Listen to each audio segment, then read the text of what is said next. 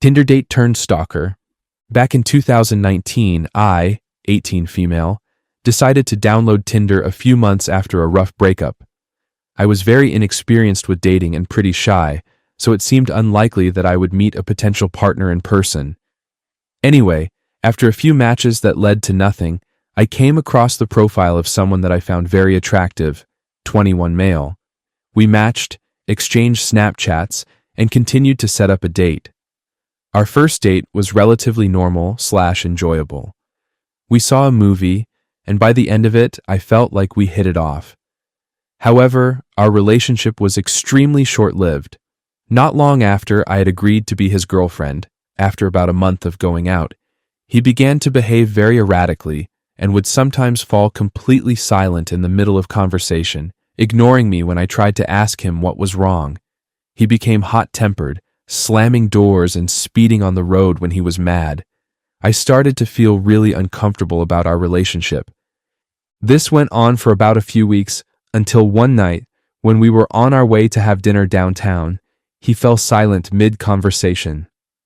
I became extremely anxious as he pulled into a nearby parking garage, wondering what I had done to upset him. As we parked, I decided to ask him what was wrong. He did not answer. When I asked him again, he shouted at me to shut the fuck up. I was completely frozen for a moment, but I finally got up the courage to tell him we were done, gather my belongings from the car, and walk over to the nearest coffee shop to call an Uber. It was fairly late at night, so I walked as fast as I could, hoping he wouldn't follow me.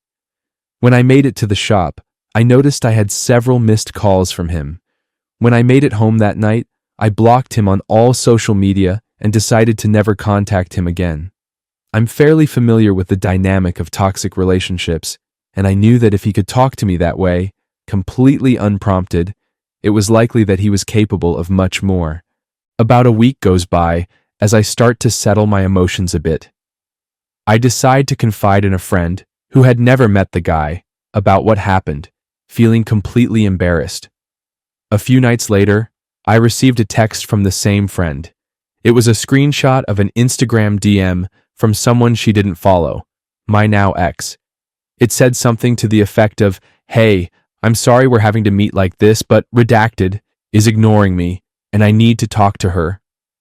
My heart sunk. I decided to message all of my friends separately and let them know what happened, just in case. Later that week, I started receiving several DMs from various accounts, all without profile pictures or posts.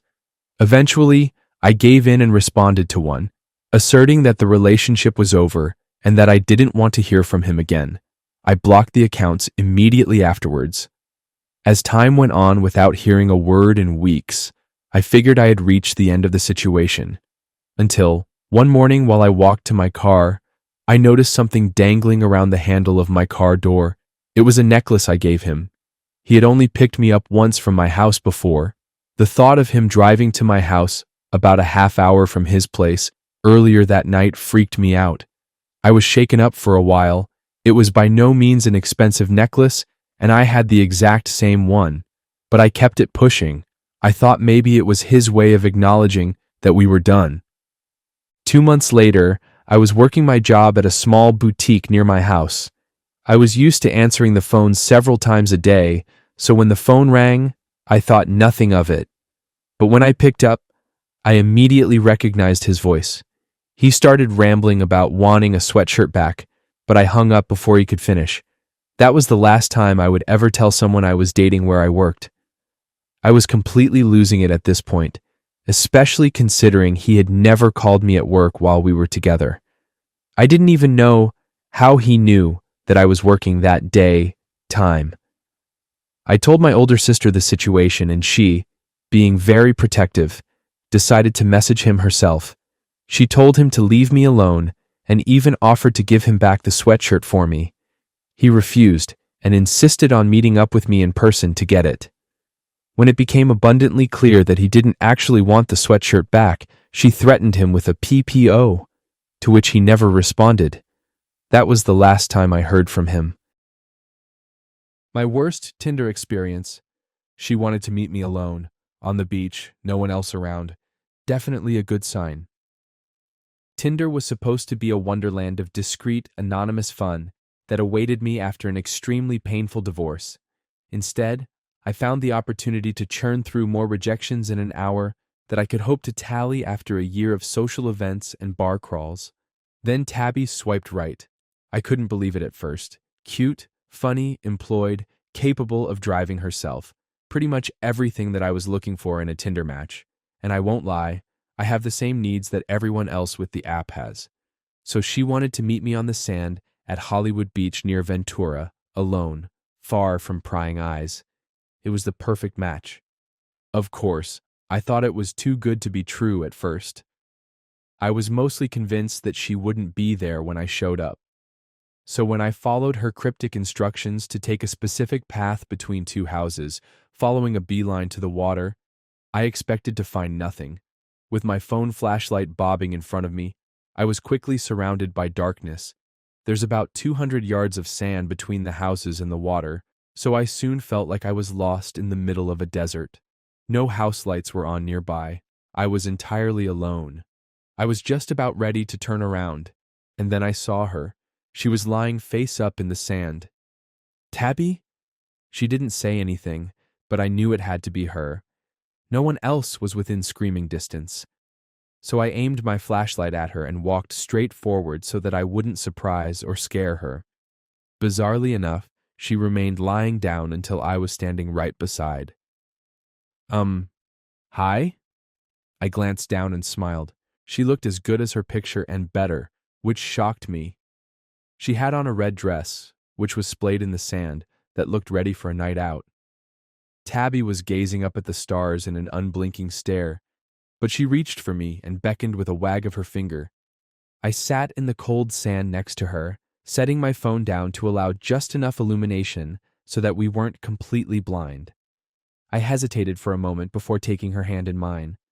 She squeezed my fingers playfully before running her nails up my forearm, leaving a trail of goosebumps in her wake. I closed my eyes and breathed deeply. I hadn't had an intimate connection that left me truly happy in longer than I could remember. I didn't know why she just wanted silent touching, but decided not to question her motives. So I reached forward to stroke her cheek in the semi-darkness. Unlike her arm, Tabby's cheek was lukewarm. Her head turned away from me as I grazed it, continuing to rotate as she broke contact with my fingers. With a sound like pulling a shoe from a puddle of syrup on a wooden floor, Tabby's head twisted away from her neck and rolled onto the sand. There was just enough light to see the squishy viscera in her ravaged stump. I froze. For a moment, I could only sense the crashing of distant waves, cold sand beneath me, and Tabby's dead head. Movie deaths are always profound and dramatic. I didn't know how to process the fact that a human body can break with all the everydayness of a cracking egg. Then I noticed that her hand was gripping my arm. I stared in abject horror as her fingers continued to creep upward, despite her lack of a head. Her other arm reached forward to join it. In fact, Tabby's entire body was squirming toward me. The sand beneath her neck moved, and everything made horrifying sense. Somebody was wearing Tabby's clothes. They had cut off her head, lay down on the beach, then buried their own head in the sand, placing her decapitated appendage above their own. I would have recognized it immediately in the daylight, but the darkness had hidden just enough. They wrapped both hands around my elbow and sat up as a cascade of sand rained down from an obscured face. I saw dark eyes looking back at me before pure instinct took over. I grabbed a fistful of sand with my other arm and threw it at those eyes. With an unnatural hiss, the grip on my elbow loosened just slightly, and that was enough. I yanked my arm away, scrambled to my feet, and raced into the darkness. Panicked blur settled gradually back into cognitive stability. I could have been running for 19 hours or 13 seconds. I truly don't know. Of course, I hadn't wasted time grabbing my phone, especially since the bright flashlight was still on and would have made it impossible for me to hide. As a result, in the pitch black of the beach, there was no way to find my car, and in my sheer terror, I had no idea where I ended up. I found myself on a dark highway with no street lamps and no idea what direction I needed to go. I felt ready to scream. Had the entire world disappeared? Where were all the motorists? Almost as if in answer to my prayer, twin lights flashed far down the road. Adrenaline joy raced through me as I ran toward the lights, my shoes slapping against the ground as I sprinted forward. The car forced itself to a screeching halt just before slamming into me. I must have scared the shit out of the driver, but I didn't care. I raced to the passenger side window. It opened an inch. "Can I help you?" came a timid voice from inside. "Yes," I responded, almost laughing with relief. "I was attacked on the beach and lost my phone. Could you call the police and help me find my car?" The kindness of strangers really is the best of things.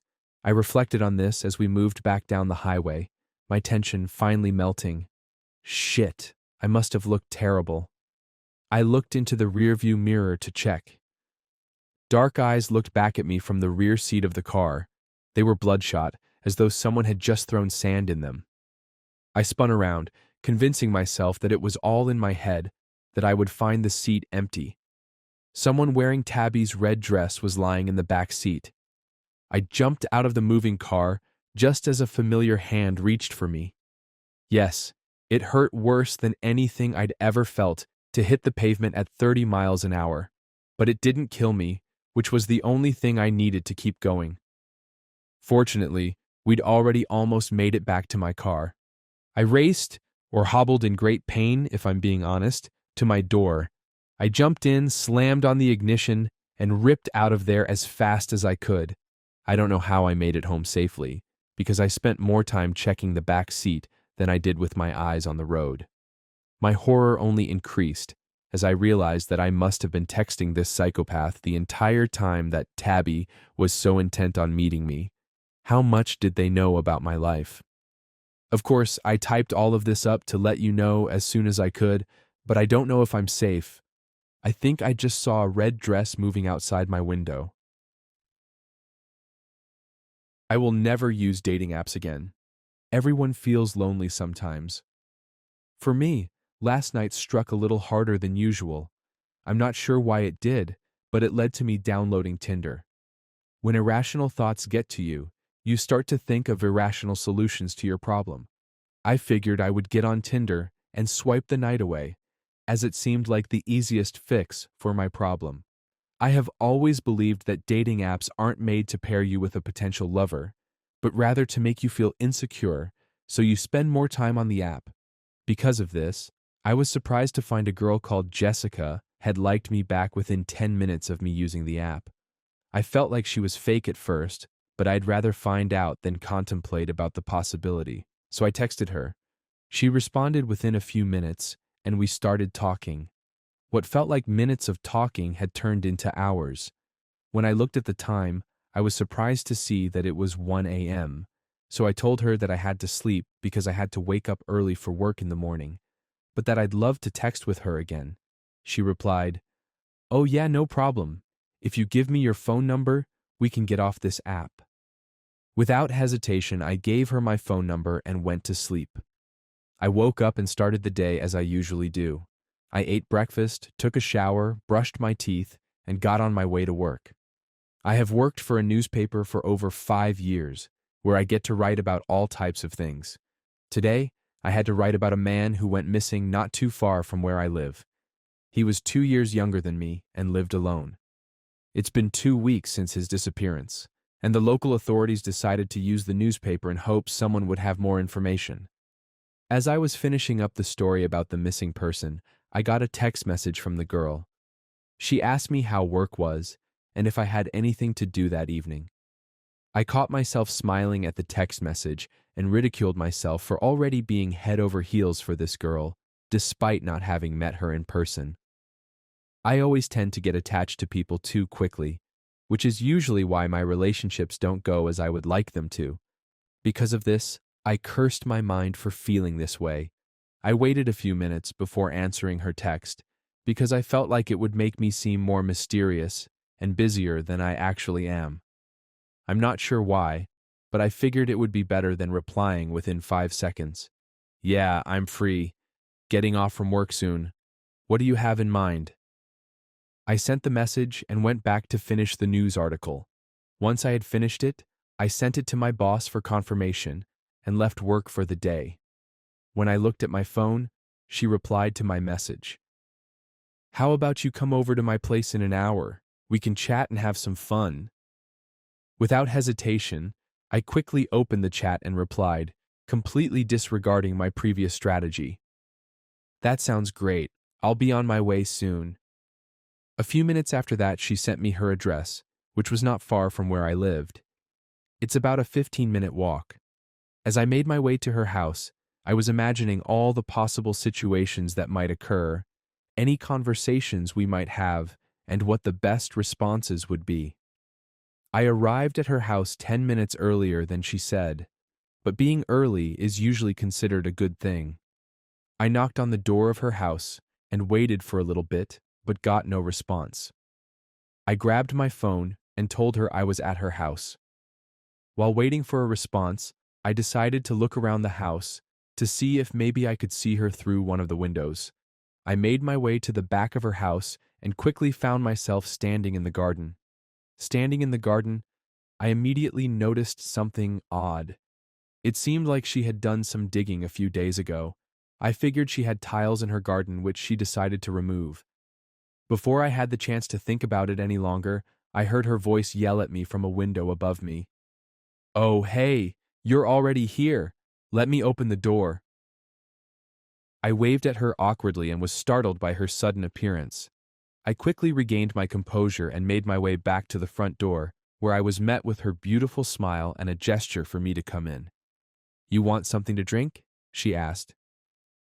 Some water would be great, thanks, I replied awkwardly. I forgot how shy I can get around people when it's not over text. It's a whole different experience for me. I could tell she picked up on it, and she was amazing when it came to talking to people, because she managed to make me feel at ease quickly. She handed me my drink, and we started talking like we had the night before, the only difference being that this was face to face.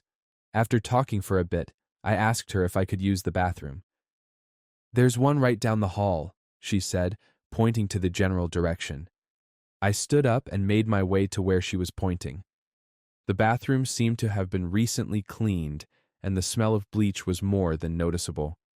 But other than bleach, I could also smell something else, something rotten.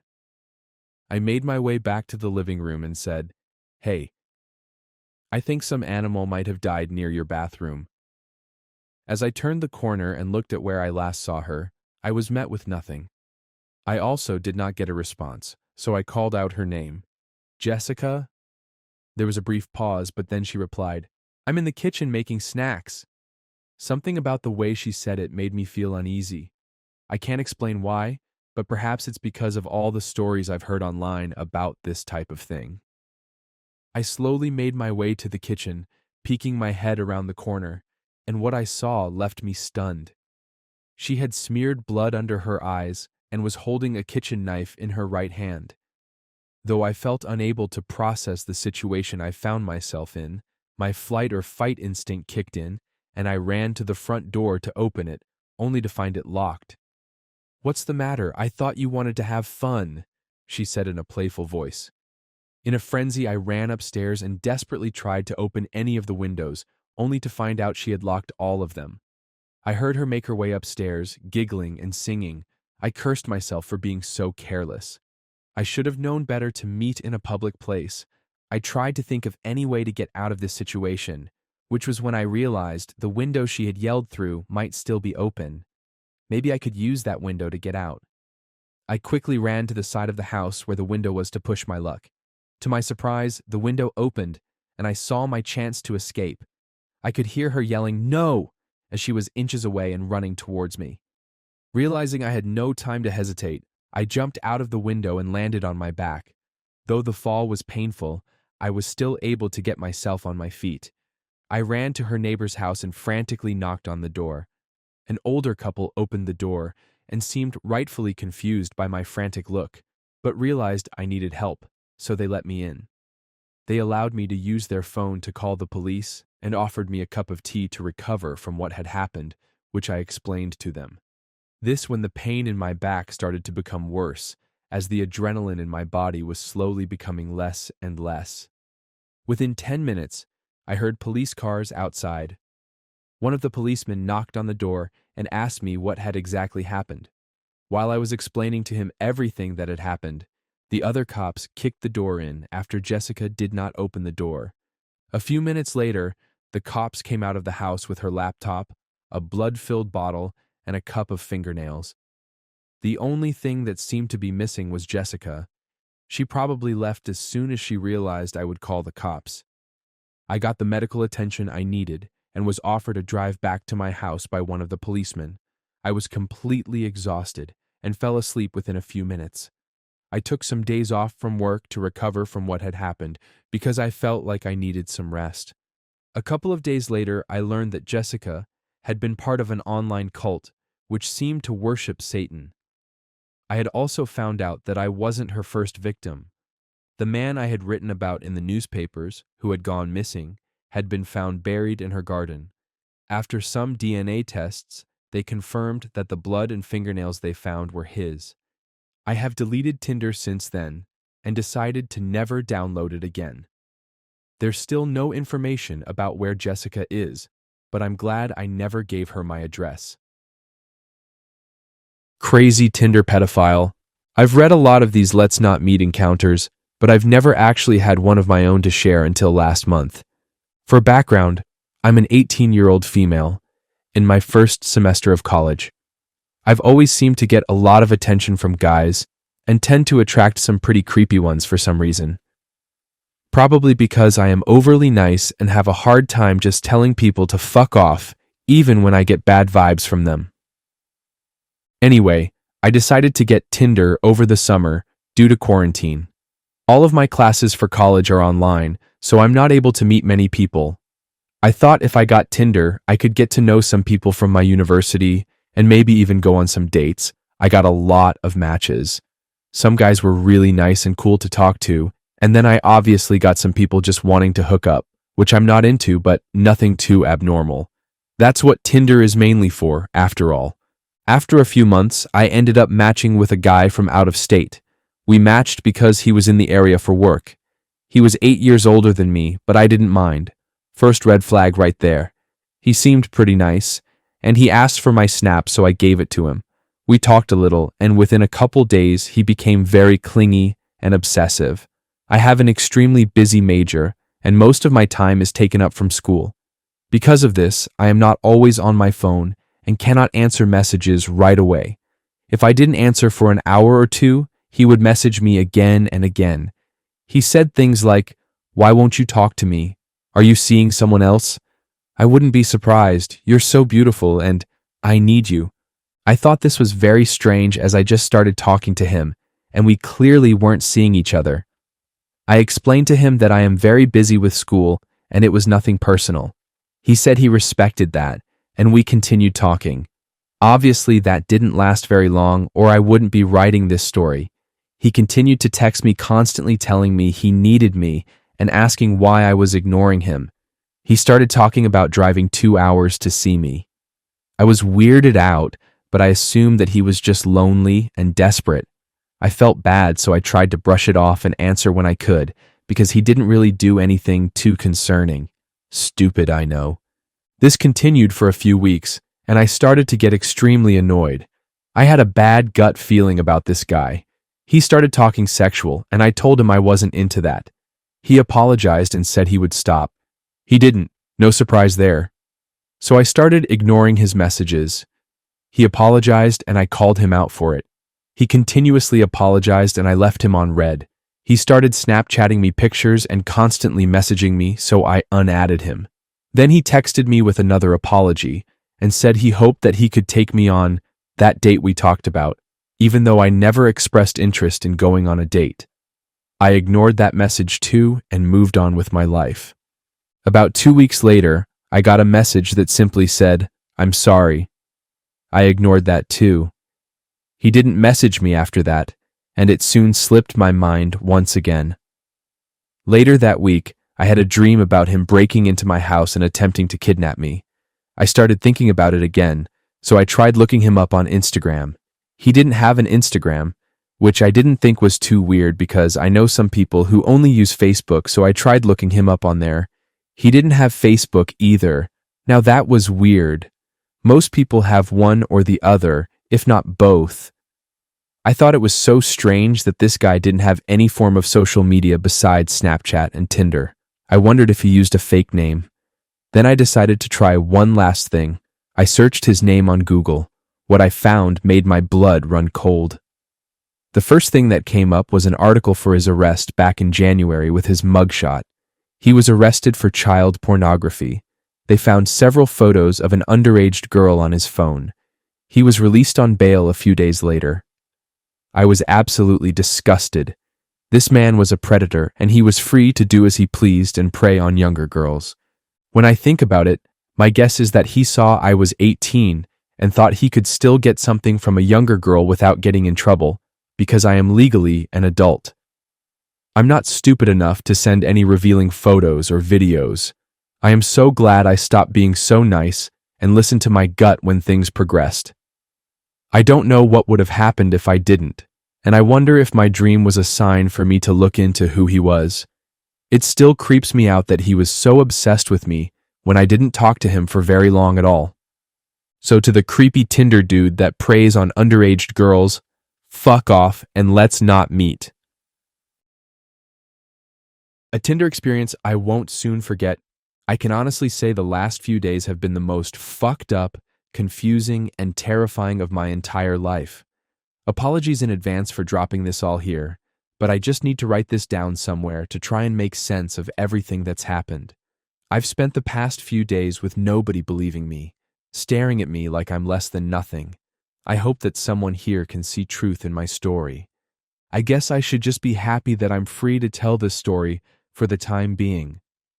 When my parents arrived and posted my bail, I saw salvation in their eyes. My sanity was at least partly restored. But when I frantically tried to explain to them what had happened, I soon watched that salvation turn to doubt. God, how could this happen? What the fuck did I do to deserve this? Anyway, the story. I set out on Thursday morning to go and meet up with this girl. Wait a second, let me start from the beginning. I need to give you proper context. A couple weeks ago, I matched with a pretty hot girl on Tinder. Her name was Sarah. She was 23, just a couple years younger than me, and she had grown up in this town just like me. I was certain I had seen her around a few times. She was the kind of person you've been in the presence of a few times, but never properly connected with, if you know what I mean. We started chatting and things were going great. We swapped stories about the town, big events that happened growing up, and laughed about how we'd basically lived the same life, but never actually met each other. She was sweet, she made me laugh, and she was very pretty. I was captivated. This went on for about a week. I'd find myself increasingly excited to see her replies to my messages. When my phone buzzed, I hoped it was her, and it usually was, which felt great. I didn't want to hang around and let this opportunity pass. I asked her if she wanted to meet up sometime soon. She eagerly accepted and suggested Thursday, which I was all too happy to agree to. We talked over what we wanted to do, maybe get dinner, see a movie or something, but she worked nights, so it was going to have to be a day date. I think my heart almost stopped completely when she suggested just meeting and hanging out at her apartment. I was prepared to play the long game on this one, but I certainly wasn't complaining that it was shaping up to be more of a sprint to the finish. She gave me her address, and we laughed about how it was in such a rundown part of town. I playfully hounded her over it, which she laughed off, asking in turn how classy my living arrangements were as a single 20-something working a part-time retail job. She had me there. I don't think I could have brought her here. The place is a dump. Thursday rolled around quickly. I cleaned myself up, put on some of my nicer clothes, and left the house. I felt incredible. I had a spring in my step and a condom in my pocket. If only I could have seen then where this day would go, I might have had the sense to stay home. I rounded the corner to her apartment block and stared up in grim fascination. This place looked terrible.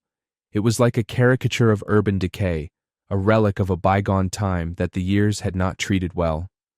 I laughed to myself, in the relief that she lived on the ground floor. I wasn't going to have to venture into the belly of this beast. I made my way over to her door, apartment 12. I stifled myself, took a deep breath, and knocked on the door. No answer. I double-checked the number and knocked again. Nothing. I walked around to the side window, peered through the bars to see if I could see her inside, but I could barely make out anything. The room looked nearly empty.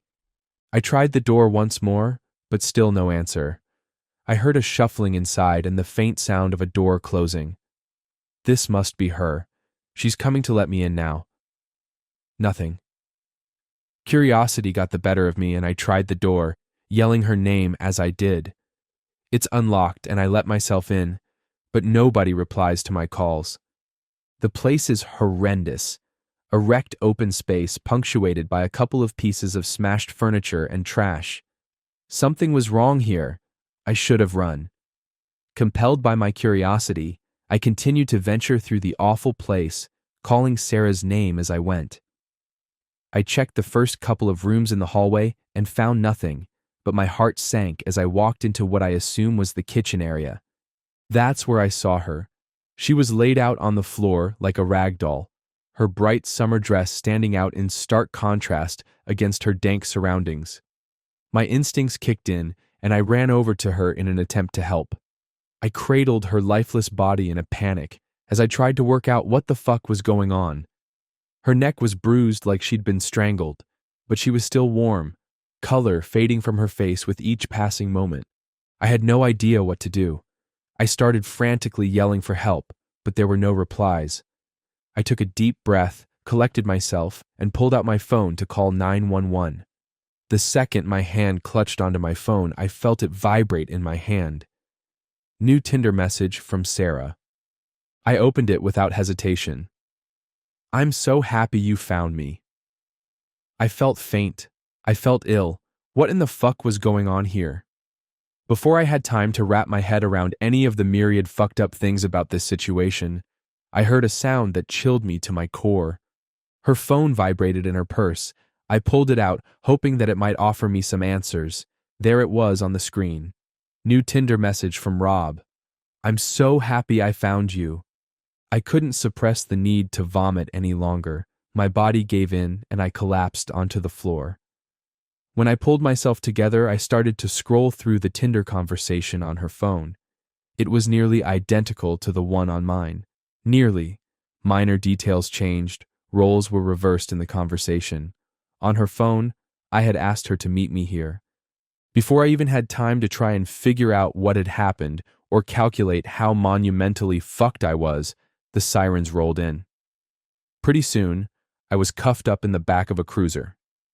Since then, I've been protesting my innocence so hard that I've not even had time to process what happened.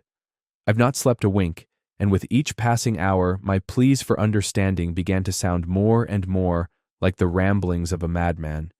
I'm being recalled for further questioning tomorrow. I am certain this is where my life ends.